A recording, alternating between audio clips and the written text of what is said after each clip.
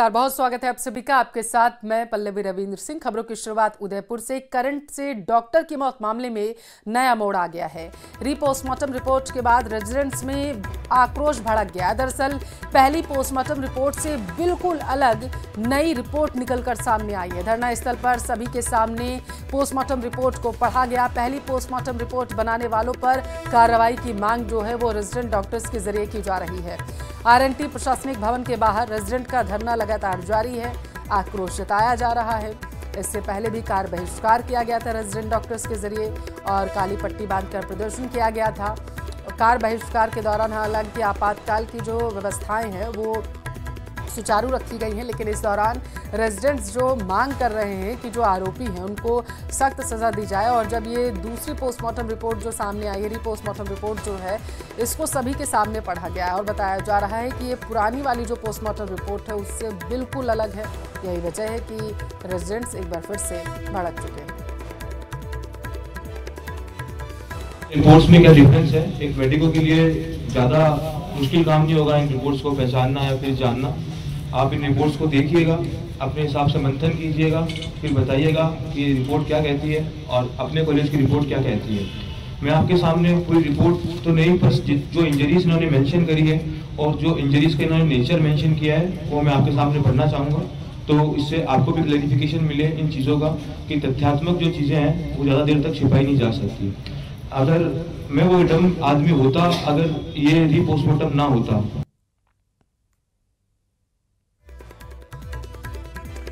उदयपुर से बड़ी खबर है। देखिए, रीपोस्टमार्टम रिपोर्ट आने के बाद इसको सभी के सामने पढ़ा गया। दावा किया जा रहा है कि ये जो पुरानी वाली पोस्टमार्टम रिपोर्ट है उससे ये रिपोर्ट बिल्कुल अलग है और यही वजह है कि रेजिडेंट्स एक बार फिर से आक्रोशित हो गए। धरना स्थल पर ही रीपोस्टमार्टम जो रिपोर्ट आई है उसे पढ़ा गया है सभी के सामने और जो इंजरीज हैं, जैसे आपने बयान सुना, उनके बारे में जिक्र किया गया है। करंट लगने से बताया जा रहा है डॉक्टर की मौत हुई थी और इसके बाद से लगातार जो रेजिडेंट्स हैं उनका धरना प्रदर्शन जारी है। जगह जगह प्रदर्शन किया जा रहा है उनकी तरफ से। दावा किया जा रहा है कि जिस तरीके का उनकी मौत हुई है उसमें जो लोग संलिप्त हैं, जिनसे वो परेशान थे, उन पर भी कार्रवाई होनी चाहिए। तो देखिए, उदयपुर से बड़ी खबर है आपको टेलीविजन स्क्रीन पर। रीपोस्टमार्टम रिपोर्ट आने के बाद हल्का मच चुका है। जो पुरानी वाली पोस्टमार्टम रिपोर्ट है उससे ये पोस्टमार्टम रिपोर्ट बिल्कुल अलग है और यही वजह है कि रेजिडेंट डॉक्टर्स में आक्रोश है। धरना स्थल पर बैठे हुए हैं।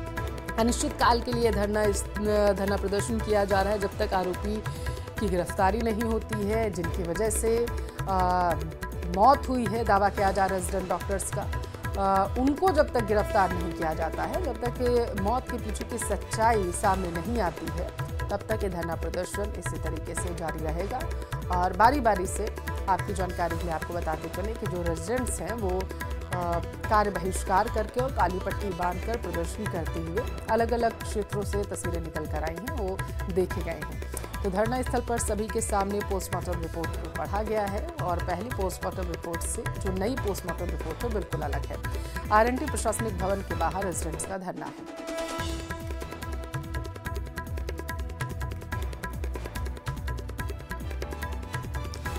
ज्यादा जानकारी लेंगे। संवाददाता कपिल श्रीमाली हमारे साथ लाइव जुड़ चुके हैं। कपिल, कहाँ मौजूद है, जरा आप बताइएगा। और ये जो दूसरी पोस्टमार्टम रिपोर्ट नई वाली सामने आई है, इसको लेकर के आपके पास क्या जानकारी है?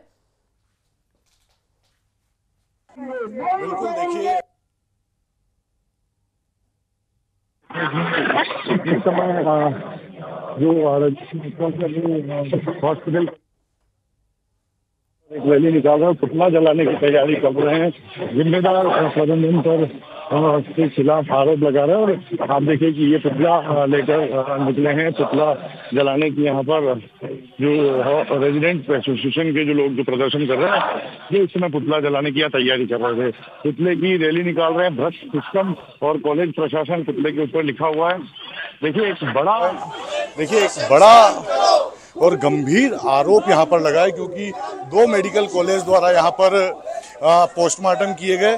सबसे पहला पोस्टमार्टम उदयपुर के आरएनटी मेडिकल कॉलेज, जहाँ पर इस चिकित्सक की मौत हुई थी, वहाँ किया गया। लेकिन उस रिपोर्ट में जो प्रारंभिक मौत के कारण बताया, उसमें कहीं भी करंट लगने का जिक्र नहीं किया गया। रेजिडेंट्स ने उस रिपोर्ट पर विश्वास नहीं जताया। ऐसे में रीपोस्टमार्टम की मांग की गई थी और फिर जयपुर के एसएमएस से डॉक्टर्स की एक टीम कल उदयपुर आई और पोस्टमार्टम फिर से किया गया। आप देखिए कि उस पोस्टमार्टम रिपोर्ट के अंदर इस बात से मना नहीं किया गया कि मौत का कारण करंट लगना हो सकता है।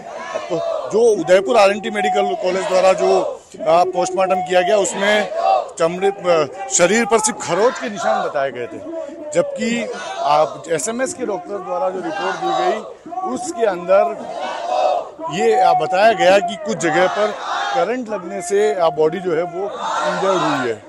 तो जो पोस्टमार्टम रिपोर्ट्स में जो अंतर आया है उसको लेकर रेजिडेंट डॉक्टर्स में काफ़ी आक्रोश है। उनका कहना है कि मामले को दबाने की कोशिश की गई, इस मामले को पूरी तरह से करंट से लगने को, क्योंकि इसमें हॉस्पिटल प्रबंधन की लापरवाही सामने आती तो इसमें करंट के पूरे जो इशू है इसको हटाने का प्रयास आरएनटी मेडिकल कॉलेज प्रबंधन द्वारा किया गया। और यही वजह है कि अब ये मांग की जा रही है कि हॉस्टल का वार्डन, चीफ वार्डन और हॉस्पिटल आरएनटी मेडिकल कॉलेज के जो प्रिंसिपल हैं वो इस्तीफा दें, ये मांग की जा रही है।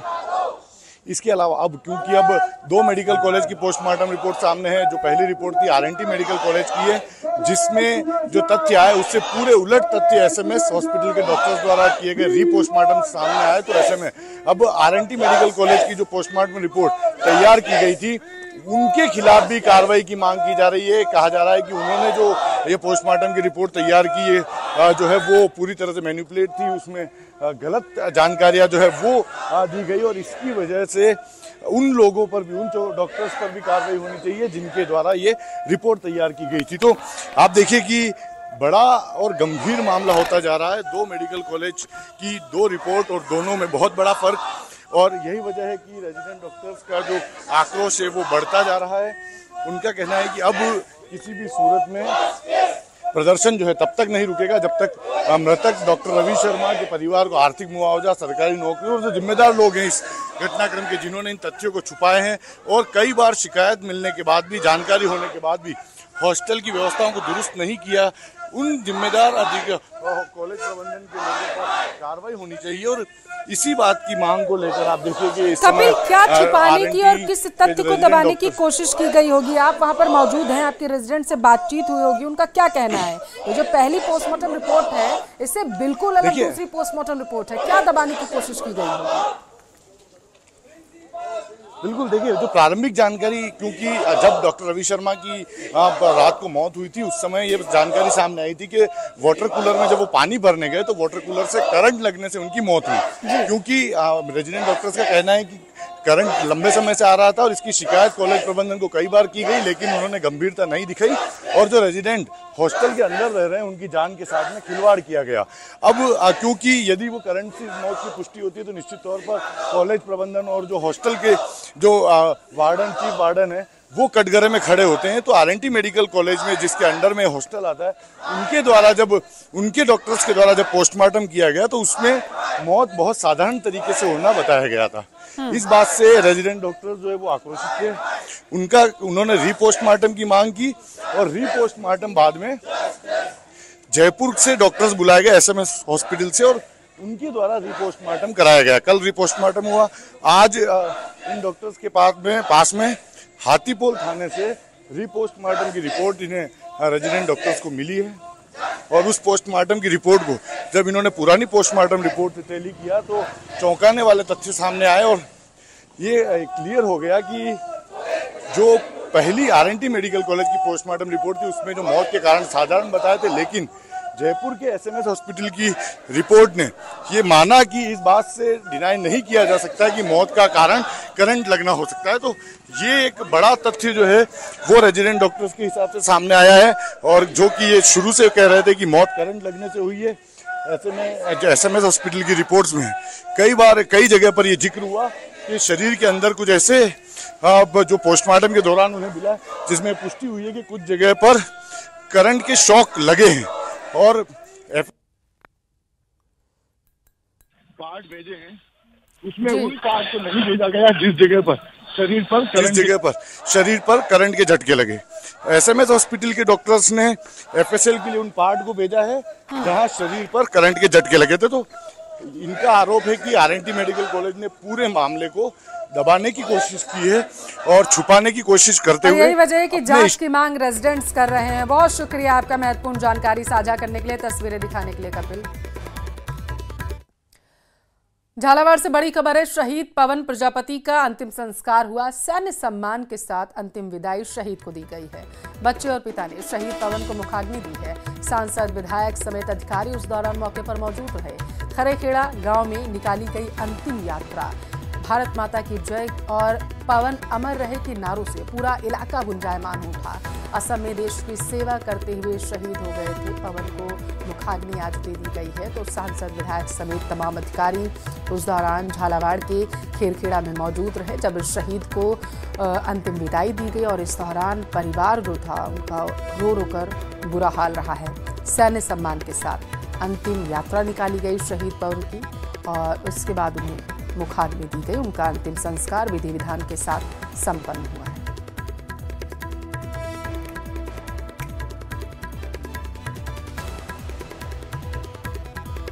तो देखिए, बच्चे और पिता ने बताया जा रहा है कि शहीद पवन प्रजापति को मुखाग्नि दी है। असम में देश की सेवा करते हुए शहीद हो गए थे पवन प्रजापति और उसके बाद उनका शव जो है वो उनके पैतृक गांव लाया गया। खेरखेड़ा जैसे ही पवन प्रजापति का शव पहुंचा तो उनको देखने के लिए और आखिरी दर्शन करने के लिए बड़ी संख्या में आसपास के ग्रामीण भी वहां पर इकट्ठा हो गए। और इस दौरान परिवार को ढांढस बंधाते हुए सांसद और विधायकों के साथ अधिकारी नजर आए हैं। जब बताया जा रहा है अंतिम संस्कार किया गया, अंतिम यात्रा निकाली गई शहीद पवन प्रजापति की, तो उस दौरान सांसद, विधायक के साथ अधिकारी मौजूद रहे हैं। तो झालावाड़ के खेरखेड़ा से ये बड़ी खबर है आपके टेलीविजन स्क्रीन पर। श्रीगंगानगर की जीवनदायिनी गंग कैनाल में 2500 क्यूसेक पानी की मांग को लेकर 16 जून सोमवार से महाराजा गंगा सिंह चौक पर शुरू हुआ महापड़ाव आज 7वें दिन जारी रहा। शनिवार शाम को सूरतगढ़ विधायक डूंगर राम गेदर 2 दर्जन किसान साथियों के साथ अनशन शुरू कर चुके थे, जो आज शाम तक जारी रहेगा। जब तक गंग कैनाल में BBMB के द्वारा निर्धारित 2500 क्यूसेक पानी नहीं मिल जाता, तब तक वे अपना महापड़ाव जारी रखेंगे। महापड़ाव की कमान महिलाओं को सौंपी गई। 21 महिलाओं ने रखा अनशन। शाम 5 बजे तक महिलाएं अनशन रहेंगी। देखिए, श्रीगंगानगर में इस वक्त पानी की मांग को लेकर के लगातार किसान जो हैं वो आंदोलनरत हैं। गंग नहर में 2500 क्यूसेक पानी की मांग दरअसल इनके जरिए की जा रही है और दावा ये किया जा रहा है कि जब तक इनकी मांग पूरी नहीं होती है इसी तरीके से महापड़ाव जारी रहेगा। यहाँ पर आपको जानकारी के लिए आपको बताते चलें कि अधिकारियों से लेकर के तमाम जनप्रतिनिधि भी इस महापड़ाव में शामिल हो चुके हैं और आज जो है आज का दिन बेहद ही महत्वपूर्ण। 2500 क्यूसेक पानी की मांग को लेकर के महिलाएं भी अनशन पर बैठी हुई हैं। बताया जा रहा है शाम 5 बजे तक महिलाएं अनशन पर ऐसे ही मौजूद रहेंगी। 21 महिलाओं ने अनशन रखा हुआ है। आज बारी बारी से बताया जा रहा है कि यहाँ पर महापड़ाव जो है वो डाला जा रहा है। महापड़ाव की कमान आज महिलाओं को सौंपी गई है। गंग नहर में 2500 क्यूसेक पानी की मांग की जा रही है और शाम 5 बजे तक महिलाएं यहाँ पर अनशन करती हुई नजर आएंगी। इससे पहले भी हमने तस्वीरें देखी थी, किसानों के साथ जो जनप्रतिनिधि थे वो भी महापड़ाव में सम्मिलित होते हुए नजर आए थे और आज महिलाओं को अनशन की कमान सौंपी गई है। दरअसल 2500 क्यूसेक पानी की मांग जो है वो गंग नहर में किसान कर रहे हैं ताकि उनको किसी भी तरीके की परेशानी ना आए खेतीबाड़ी में। लेकिन दूसरी तरफ जिस तरीके से पानी उनकी मांग के अनुरूप नहीं मिल पा रहा है तो उसकी वजह से वो परेशान है। ज्यादा जानकारी लेंगे, संवाददाता अशोक हमारे साथ जुड़ चुके हैं। अशोक, आज महापड़ाव की कमान जो है वो महिलाओं के हाथों में है, आप वहां पर मौजूद है, जरा बातचीत करिएगा, क्या कहना चाहती हैं महिलाएं? बिल्कुल, देखिए पल्लवी, आज में जो महापड़ाव चल रहा है वो आज से महिलाओं के हाथ में है और मैं आपको महापड़ाव की तस्वीरें दिखाऊं तो आप ये देखिए, आज जहां एक और सूरतगढ़ के विधायक डूंगर राम गेदर सहित 2 दर्जन किसान बैठे हैं, तो वहीं पर 21 महिलाओं के द्वारा आज अपना अनशन जारी किया गया है शाम 5 बजे तक के लिए। न केवल इन 21 महिलाओं के द्वारा बल्कि आप इस तरफ देखेंगे तो आप ये देखिए पूरे की पूरी ये महिलाएं हैं। इस समय पूरा जो इस आंदोलन को लीड कर रही है वो महिलाओं का नेतृत्व करती हुई दिखाई दे रही है और इनका कहना है कि जब तक गंग कैनाल में इन्हें 2500 क्यूसेक पानी नहीं मिल जाता तब तक वे अपना महापड़ाव जारी रखेंगे। आज महापड़ाव का 7वां दिन है। 7वें दिन में आपको इस तरफ की तस्वीरें दिखाऊं तो सूरतगढ़ विधायक तो बैठे हुए ही हैं, साथ ही साथ में आज जो आंदोलन की रूपरेखा है वो रूपरेखा महिलाओं के हाथ में दी गई। हम बात करते हैं, कमला जी बड़ा संक्षिप्त में बताइएगा किस तरफ ले जा रहे हैं वापस आंदोलन को? हम आज जो किसान मजदूर व्यापारी एकता है सभी को साथ लेकर आज हमारे को आदेश हुआ कि महिलाएं बैठेगी, तो हम महिलाएं लगातार बैठ रही हैं। किसानों को 2500 क्यूस पानी नहीं दिया जाएगा। हमारे विधायक और महिलाएं सारी साथ बैठकर इनको न्याय दिलाएंगे, पानी देंगे, तभी हमारी बिजाई होगी। नरमा है, बाजरी है, सभी हमारे नष्ट हो चुके हैं। किन्नू का बाग है, खत्म हो चुका है। इस गूंगी बहरी सरकार जगाने के लिए आज मातृशक्ति अनशन पर बैठी है, इनको शर्म आनी चाहिए थोड़ी बहुत। रायसी नगर की पूर्व विधायक सोना देवी बाबरी भी हमारे साथ मौजूद है। बाबरी जी, आज पूरा आंदोलन आप लोग लीड कर रहे हैं, अब आगे क्या रणनीति रहेगी और क्या आपकी डिमांड्स है? आज महिला किसान आंदोलन चल रहा है, 7वां दिन है।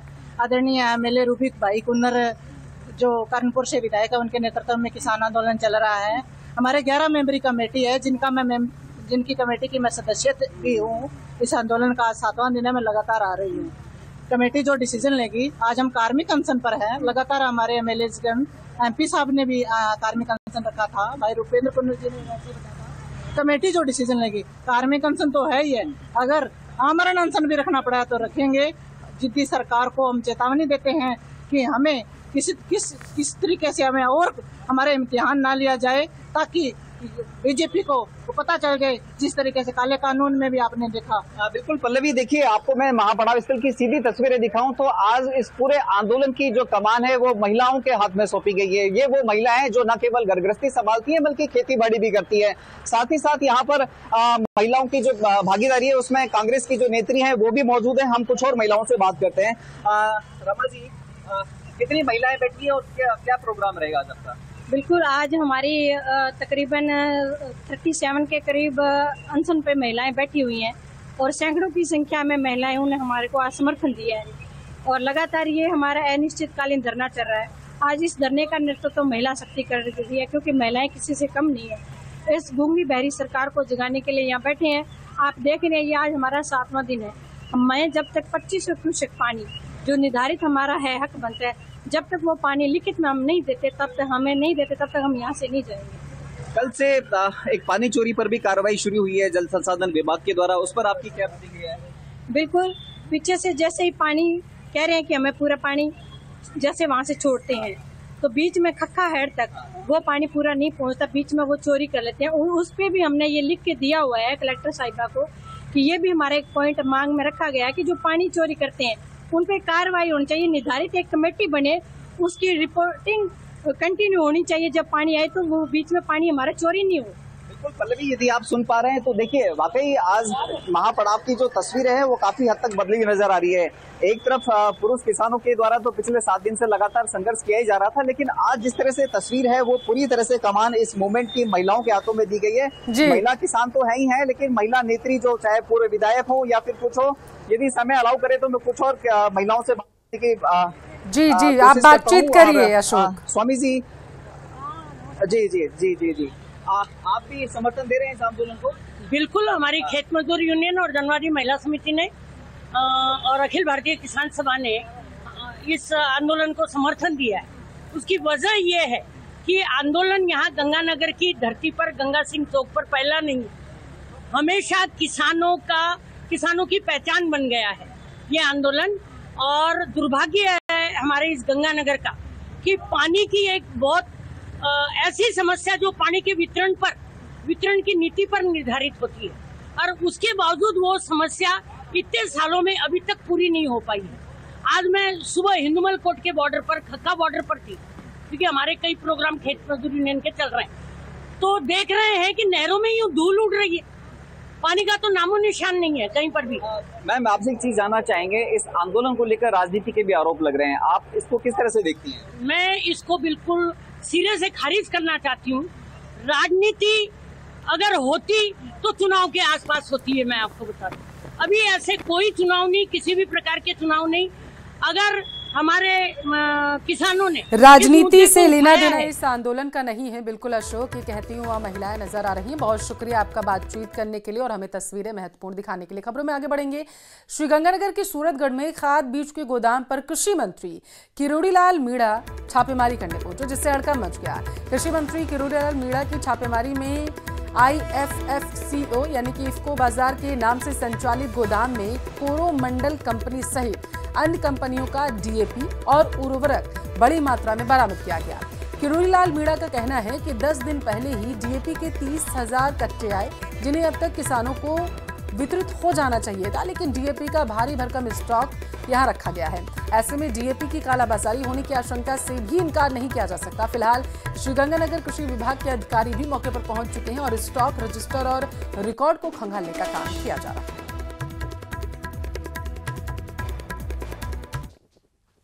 शायद इन्हीं का एक गोदाम है और इसमें हमारी सूचना के हिसाब से 30,000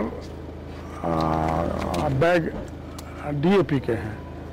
10 दिन पहले आ गए थे और इसको यहाँ पर इन्होंने स्टॉक कर लिया, जबकि किसान को ये वितरित हो जाने चाहिए थे। इसके अलावा दूसरे खाद भी यहाँ पर हैं, जैसे सरदार है और IPL का भी है। PCC चीफ गोविंद सिंह डोटासरा ने प्रेस कॉन्फ्रेंस कर कृषि मंत्री किरोड़ीलाल मीणा पर तंज कसा। डोटासरा ने कहा कि उन्हें अपने अफसरों पर भरोसा नहीं है। नकली खाद बीज गुजरात से आ रहे हैं, तो फिर गुजरात में कोई कार्रवाई क्यों नहीं हो रही। साथ ही पूछा कि प्रदेश के किसानों को असली खाद और बीज आखिर कब मिलेगा।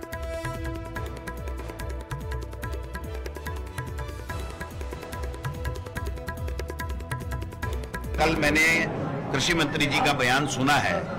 उन्होंने कहा जो नकली खाद हम लोग पकड़ रहे हैं, जो नकली बीज हम लोग पकड़ रहे हैं, FIR लॉन्च करा रहे हैं, वो सारा का सारा गुजरात से आ रहा है। तो इसका मतलब ये हुआ कि गुजरात का जो मॉडल है वो पूरे देश में लागू, और ये गुजरात का यही मॉडल है कि अफीम तस्करी, अवैध शराब, नकली खाद, ये सारा गुजरात से होते हुए पूरे देश में नेटवर्क इनका फैला हुआ है और कोई कार्रवाई हो नहीं रही है। और यहाँ राजस्थान में तो सरकार नाम की कोई चीज है ही नहीं। जब मुख्यमंत्री 1.5 साल से हर डिपार्टमेंट की समीक्षा कर रहे हैं, तो फिर इस समीक्षा में ये क्यों नहीं आया कि ये नकली खाद और नकली बीज बेचे जा रहे हैं और किसान को बर्बाद किया जा रहा है। ये बातें क्यों नहीं आई, मेरे समझ से परे है। कृषि मंत्री जी भी लेट जागे। भीलवाड़ा से बड़ी खबर है, भारी मात्रा में खाद पकड़ी गई है। कृषि मंत्री किरोड़ीलाल मीणा के एक्शन के बाद कृषि विभाग की टीम भीलवाड़ा पहुंची। जयपुर से आई है team. Naval Kishore Meena joint director जो क्वालिटी कंट्रोल पहुंचे टीम के साथ। Doctor Shankar Singh Rathore deputy director उद्यान विभाग भी पहुंचे हुए हैं।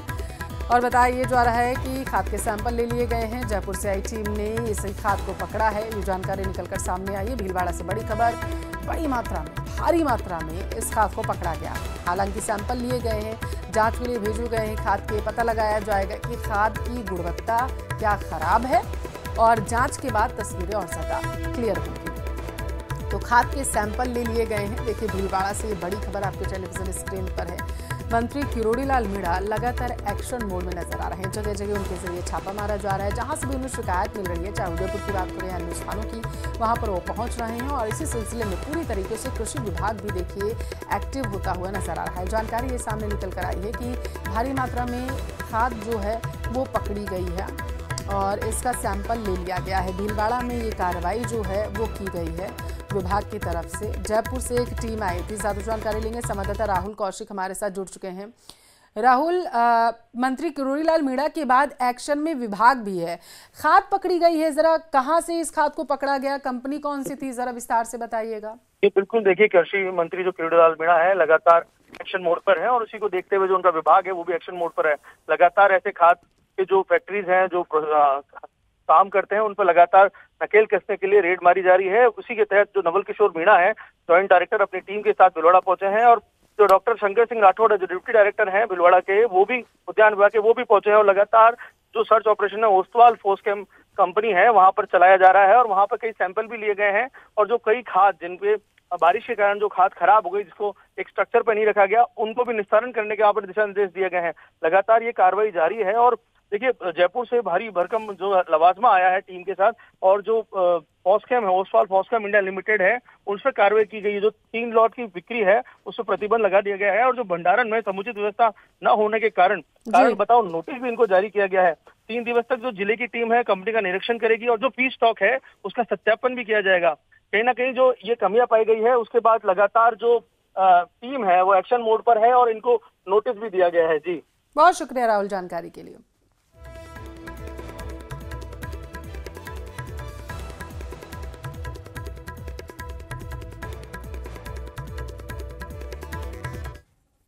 प्रॉपर नहीं होने के कारण 3 लोट की सेल स्टॉक शुरू से बताओ कि टीम यहाँ पे पहुंची है। अच्छा, वो 0 से स्टार्ट हो गया क्या? वो ठीक है। आज श्रीमान कृषि मंत्री महोदय किरोड़ी लाल जी मीणा के निर्देशों से जयपुर से कृषि आयुक्तालय की टीम और भीलवाड़ा कृषि विभाग की टीम ने ओसवाल फॉस्कैम इंडिया प्राइवेट लिमिटेड के ओजियाड़ा के फैक्ट्री पर यहाँ दबिश दी है। मौके पर यहाँ पर एसएसपी और एसएसपी यूरिया का प्रोडक्शन किया जा रहा है। निरीक्षण में देखा गया कि अभी हाल ही में बरसात होने के कारण, प्रॉपर स्टैकिंग नहीं होने के कारण काफ़ी नीचे की 2 लेयर का उर्वरक भीग चुके था, और भीगने के कारण उनमें काफ़ी नमी है और वो यहीं पे पड़ा हुआ है पाया गया। साथ ही प्रॉपर स्टैकिंग नहीं होने के कारण 3 लोट की। यहाँ रुकते हैं एक छोटे से ब्रेक के लिए।